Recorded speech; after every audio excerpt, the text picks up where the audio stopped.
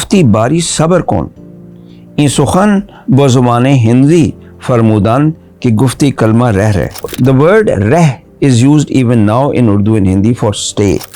Certain Urdu poets, they use the strategy of making Urdu more Persianized to make it into an identity symbol of an elite. Schools used to teach both Urdu and Hindi.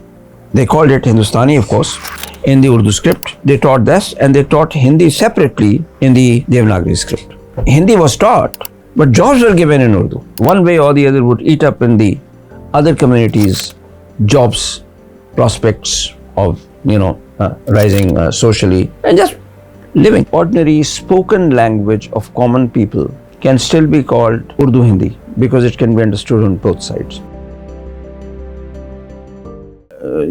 This is a Persian text actually. So this girl comes over, and she's a servant girl or a slave girl. She says to scholar, "Shall I bring Nihari?" He said, "Wait a little. I'm translating in English." Then he said in the Hindi language and used the word reh reh. The Persian is Nihari Byaram, Gufti Bari Sabar Kon, In Sukhan Bozumane Hindi Farmudan Ki Gufti Kalma Reh Reh.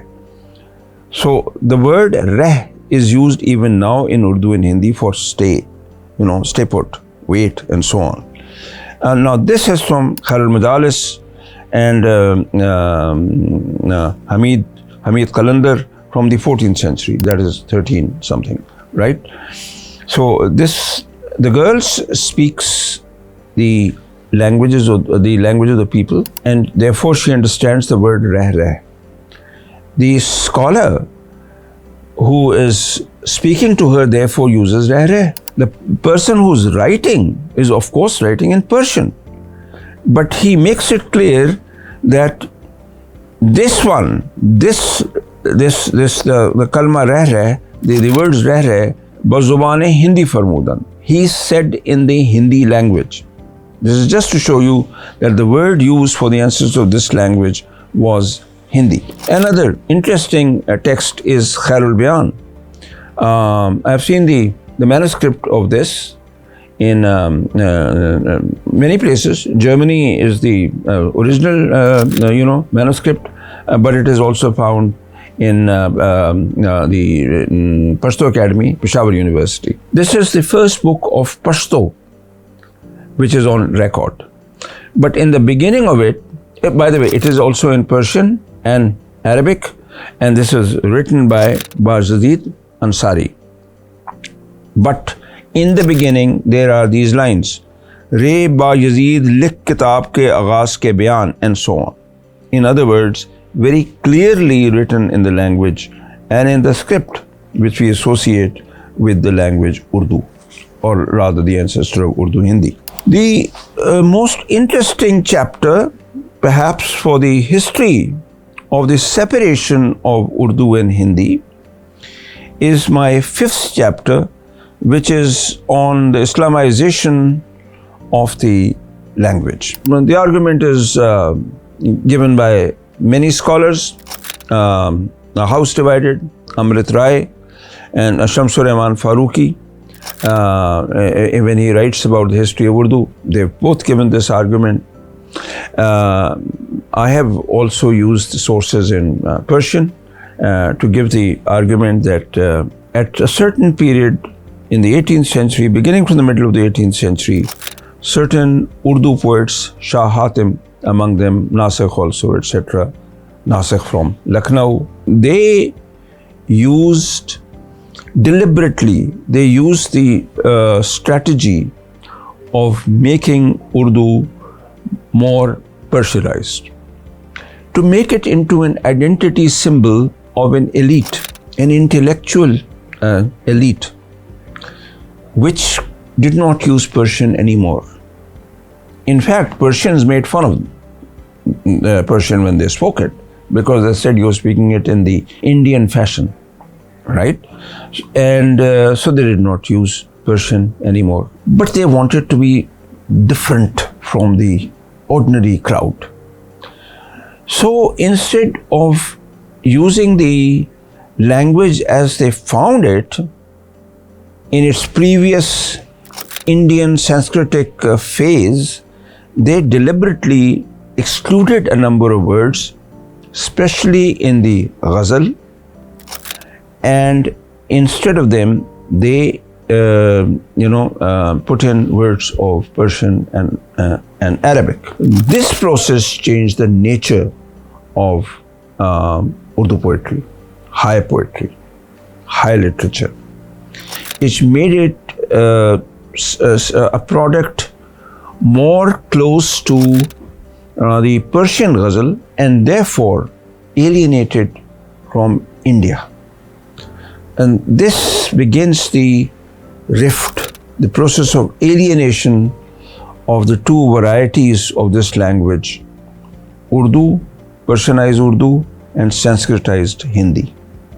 The process was taken further when in 1802, etc., identity-conscious Hindus in the Fort William College, Laluji, Lal, Kavi, and others with him, started taking out,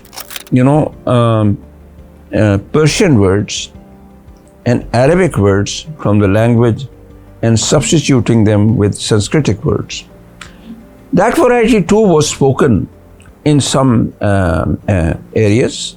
It is not that it was entirely an experiment, but it was converted into something like an ideological imperative by identity-conscious Hindus at that time. Just as Muslims had done it before, as in something like a formation of identity, a deliberate molding of identity. In the same way, the Hindus did the same. And of course, the insistence was on writing it in the Devanagari script, not in the Urdu script. So then this sharpened the divide between the two varieties. One Persianized Urdu and the other modern Sanskritized Hindi. And this, of course, spread further.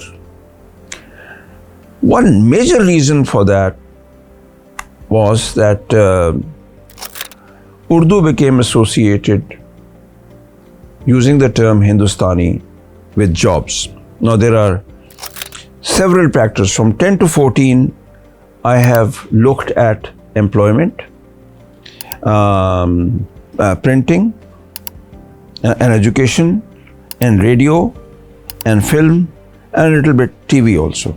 If you look at all these things, social domains, all of them, one finds that there is a good reason why the language, the two varieties of the language became separated even further. And antagonism grew between their speakers, the Hindus and the Muslims living in colonial India. You see, the problem was that Urdu was associated with jobs. Now look at it. Schools used to teach both Urdu and Hindi. They called it Hindustani, of course, in the Urdu script. They taught this, and they taught Hindi separately in the Devanagari script. But in the Punjab, and the Punjab, by the way, began in, with the frontier province. So, Torkham really. So, okay, the whole of the Punjab, which ended in Delhi, so it was a huge area, and what is called UP, the United Provinces of Agra and Awadh, huge area once again. Jobs over there, lower jobs were available only in Hindustani, written in the Urdu script, in the courts. So, lower courts, not higher courts, of course, lower courts, police stations, and schoolmasters' jobs, etc. These lower jobs in lower domains of power, they were available in Urdu. Higher domains, of course, it was English, right? So the problem was that there were so many people. Of course, Hindus were more in number, in percentage of population, something like there were only about something like 14% Muslims. So far lower percentage. And they were taught, everybody was, the Hindi was taught, but jobs were given in Urdu. So that created tremendous resentment. It was the nature of the colonial state that jobs had to be obviously competed for. Admissions had to be competed for. So the modern state, without even wishing to, would create the differences between huge communities, big communities living together, all vying for the slices from the same pie. And of course, the British also had policies of favoring one or the other in order to divide the communities.